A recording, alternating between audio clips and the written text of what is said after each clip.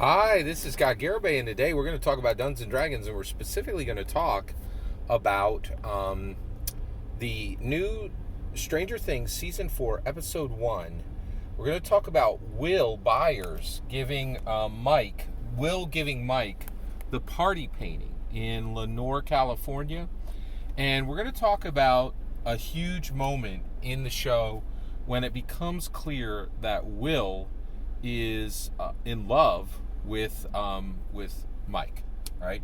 And what this means for our current games, right? Like there's a message being given to us in Stranger Things Season 4, Episode 1. That message is coming straight down from Netflix. That message is coming down from the Duffer Brothers, and it's coming down from Wizards of the Coast, okay?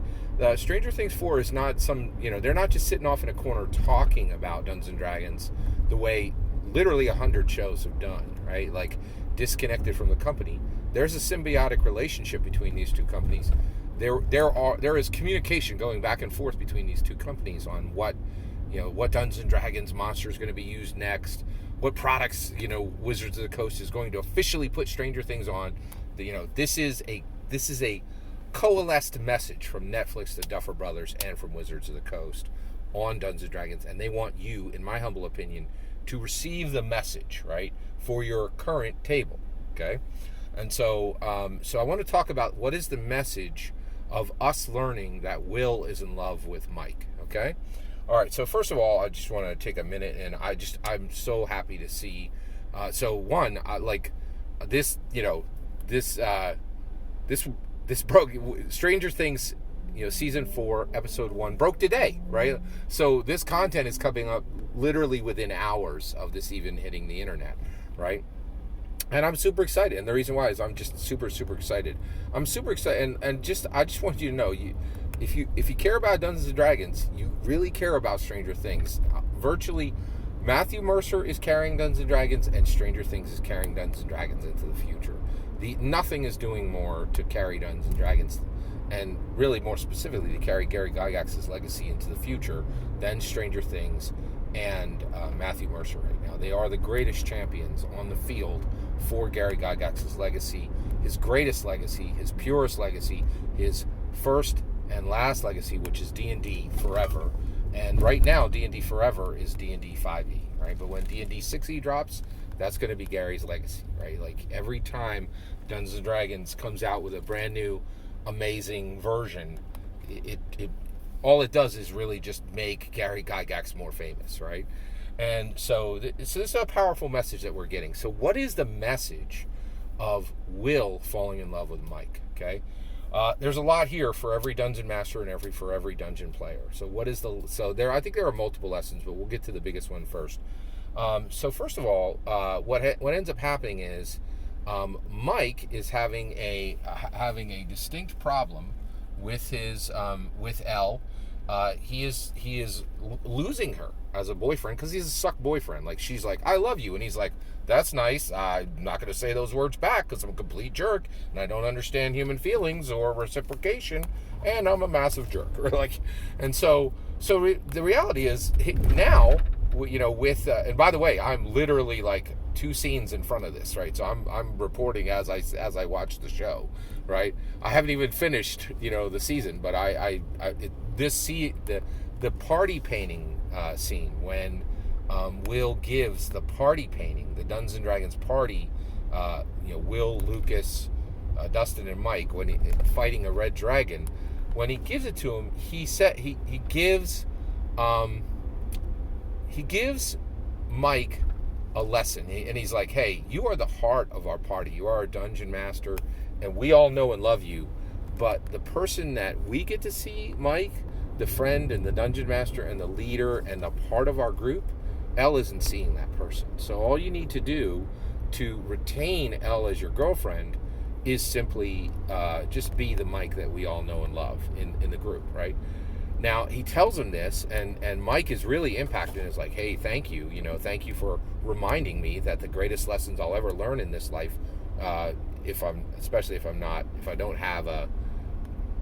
greatest lessons that Mike is ever going to learn in this life are going to come from Dungeons & Dragons," right? So So he's like, thank you for reminding me that. Thank you for explaining my path forward. And Mike's, happy. Will turns, and he turns to his right, and he hides his face, right? And he cries, right? And the reason why is he has just told Mike how to secure 11 as his girlfriend for a longer period of time, if not forever, right? Because he's able to step back from a point of objectivity, right? And also a point of massive knowledge, because he knows Mike extremely well from spending literally hundreds of hours with him playing Dungeons and Dragons, right? And riding bicycles. That's what they do. And so basically and Will is in love with Mike, right? But he is saying, hey, I'm going to make sure that you're able to love the person you want, because the person that you want is not me. And Will knows that, right? It's incredible, right? And Mike, who is incredibly self-absorbed, never really looking, never looks past his nose. He's always looking at himself, always incredibly selfish, is unaware of what's happening with Will and does not understand this. So here's the lesson, okay? When you are playing Dungeons and Dragons, right? And it doesn't matter if you're playing 1E, which is what they were playing in 1986, right? Or if you're playing Dungeons & Dragons 5e in 2022, what you have to understand is you are not playing with normal human beings. There are no normal human beings at Dungeons & Dragons tables, right? These are all cream of the crop. It is literally people who are like, hey, I need to read 750 pages minimum to get into this game. Back in 1E, it was like 400, it was like 375. Right? And so the reality is, if you tell anybody, hey, do you want to play a game? At minimum, you have to read 400, maybe probably 3,000 pages worth of content before you'll be good. They'll be like, nah, I'm good, right? And they move on, right? But every Dungeons and Dragons player and every Dungeons and Dragons dungeon master is like, yeah, I'm going to read hundreds or thousands of pages to understand this thing that people think is a game. And I'm going to engage with this, and I'm going to inhabit other people, and I'm going to deal with a person who has literally deity powers over my other self, right? And there's nothing like this. It is shockingly different and powerfully abstract, and you don't have normal humans at a D&D table. You have the planet's most charismatic, most confident, and most intelligent people reshaping how stories are being told. That's what's actually happening at a Dungeons & Dragons table. And it was happening in 1986, and it's happening today in 2022. And so the biggest thing you need to understand is you are Mike. You do not understand the dynamics that are happening at your table. And where it gets really bad is when you think you do. You're taking these people who are literally the cream of the crop of humanity, and like the most intelligent, the most charismatic, the most confident people on the planet, people who are doing things that didn't even exist before 1974, living 100 lives, living 1,000 lives if they're the dungeon master, and you are the dungeon master, right? So I'm talking to the dungeon master now. You're taking people who are willing to dive into other identities, right? Unbound identities, right? And really inhabit these people, right? These other people, right? You are literally looking at humans who have branched their identity, right? There really is nothing like Dungeons and Dragons. It is truly staggering when it comes to the scope of what is happening at the table, right? And what you cannot do is you have to realize you are Mike.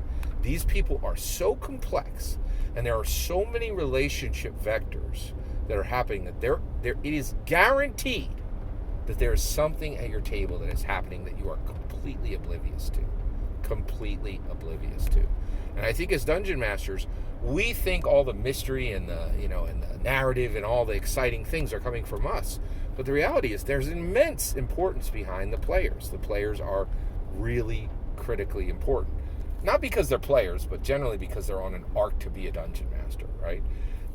But even in that player state, there's still importance there. And so the reality is we need to understand there is going to be this lacuna. There is going to be this missing part in our knowledge. And the reality is, talk to our players is the worst possible advice, your players will not tell you the truth. Your players will lie to you constantly, will lie to you at depth, will lie to you in incredible magnitude, right? And so the reality is, Mike is the dungeon master for Will, but he doesn't even fundamentally understand Will, right? And so one of the things I want to do, so how do we get past this? The biggest thing, it's Socrates, right? I know it for a fact. I have multiple dungeon masters who tell me below, I know everybody at my table. I know what they're thinking. You don't. You are massively ignorant of what and the biggest problem is the danger happens when you're like, oh, I know everything that, and one of the reasons why I'm so adamant about this is every nonsense D&D commentator you can reach is like, talk to your players, it'll solve everything. And I'm like, no, they will lie to your face about the deepest things. Will is lying to Mike, right? When he is running his character, right, he has an emotional impact within himself that makes him react differently at the table than if it didn't exist. And Mike is oblivious to this. And what I'm saying is you are oblivious to what your players are doing. And in order to bridge the gap and to end the obliviousness, right, you must begin to read actions and not words. Words are meaningless often, right? And actions from the words of a person mean nothing if the actions of the person are showing something different. And that's the key. You have to stop if you're going to move past Mike and move past the ignorance and understand your players at the deepest levels so that you can give them the best possible game, then you must begin to look at their actions, right? And when Will turned away, right, and would not look at Mike was simply thinking about, how do I get 11 back? And he didn't care. He's like, I've heard Mike's words. Now I don't need to see his actions. So he only got part of the message, right? So, and the other thing is engage. So what you really need to do is, if you really want to know if your players are digging your game and liking what you're throwing down, are they showing up every week? Are they engaged? Do they have their phones down and they're paying attention? Are they helping the other players, right?